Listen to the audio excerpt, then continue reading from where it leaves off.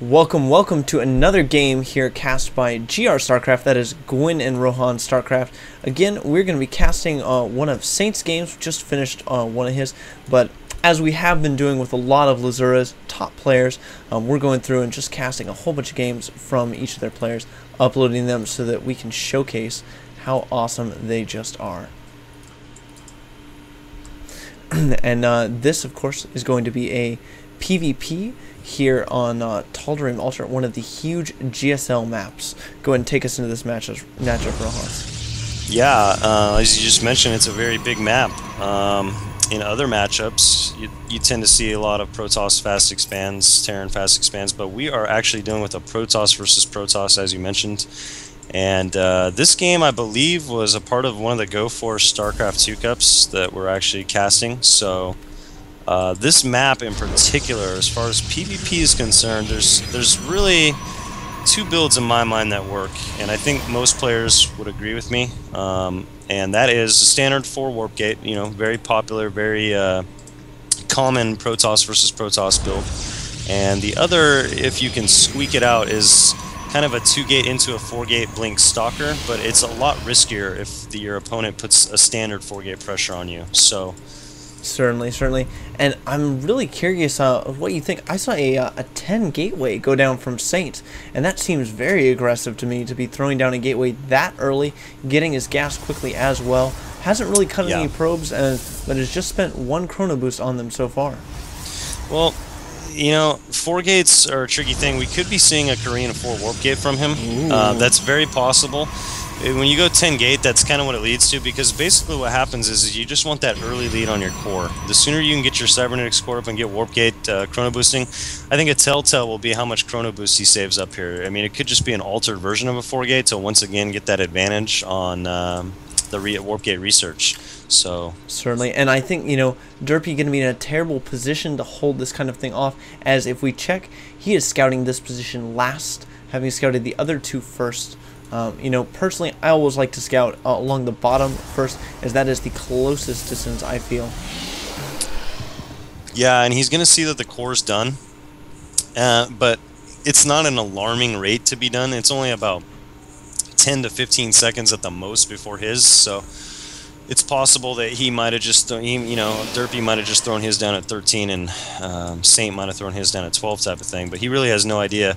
I don't believe we're going to be seeing Korean warp gate, though, from Saint. I think it was just an altered version of a 4 gate, trying to really get that lead on warp gate technology, because we do still have guys mining gas, and we do have a stalker on the way out. Certainly.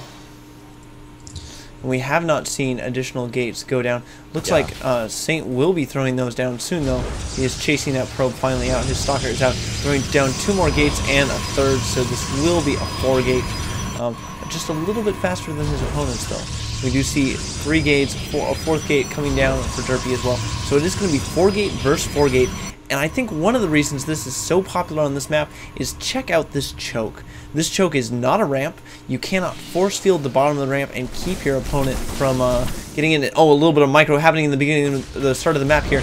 We do see, you know, derpy having to pull back, doesn't have that stalker down there with the zealot, and he will lose that zealot. Losing units this early in the game, not something you want to do as a Protoss player. Yeah, especially in this matchup. This is probably the most unforgiving mirror matchup in the game, maybe with the exception of Zerg v Zerg, I don't know. But when you start losing units early, it actually makes a big deal in this battle that's going to happen here pretty soon. Derpy actually weird pylon placement. A couple more stalkers pushing out, but the Zealot should push them back. He does have the numbers, so. And a 2nd stalker joining from Saint. You know, this looks like a fantastically executed PvP here. We do see that Zealot coming up, eating some damage. Stalker pulling back now, and I'm not sure, you know, if derpy pushed out right now, but oh no, reinforcing stalker from Saint is going to make this short work of those stalkers from derpy. Yeah, good unit control. He's not out of it yet, but in Protoss Force, you can definitely see the numbers just start to dwindle down, and the player that makes the least amount of mistakes and has better micro usually wins. So it's still pretty even. He does snipe this pylon, though. That's going to be huge. That's actually going to supply block derpy. Oh, that is so huge. Certainly, and we do see more stalkers being warped in. That earlier warp gate technology just means that he gets more units out. Zealot's in front, tanking the damage for the stalker, targeting down, and great target fire micro from Saint. I don't see how he is going to lose this engagement. Yeah, really good unit control. That was very impressive. And yeah, this is pretty much, I think, going to be GG. He's got the superior numbers inside the base. He's having to pull, Derpy's pulling probes. That's always a bad sign. He might get a decent surround here, though, but he's just losing so much probes and mining time right now that even if he somehow cleans this up, I don't think he's going to be able to recover from this. And look at the target fire on those stalkers, taking out all the stalkers. Now, look at this. You know, Derpy completely out of money, has to GG. And wow, getting that core so early after that 10 gate allowed him to put that kind of pressure on. Amazing play from LzHsAint. Yeah, you know, I really like that build, actually. It was something I'm not used to seeing. Very good unit control. He did have some chronos saved up that he probably could have used a little sooner on his Nexus. That's the only thing I saw that was, you know, maybe somewhat not top for his play, but his unit control, I think, more than made up for that. It's a fine line deciding between, you think you have this, or do I want to reinforce sometimes, because you don't want to let those units get surrounded and picked off, and then all of a sudden you're not as ahead as you thought you were. So certainly. And I feel like with the probes he had to cut to get that 10 gate out, maybe he just didn't even have the money to be chronoing his gateways. If we look at his money at the end of the game, 95 minerals, you know, 100 gas, and that's after warping in just 3 units. Yeah, that's definitely possible. The first round is always the toughest, but by the time, the first couple rounds are always the toughest, but by the time that that real big push goes in and when the micro starts happening and all that, sometimes you just tend to forget about warping in units, so that could be another reason why it's actually so high, plus his money's so low right now. So certainly. Well, with that, we're going to go ahead and bounce out of this game. That was a beautifully executed 4 warp gate on a map where I would say it's probably the most effective to do it. And yes.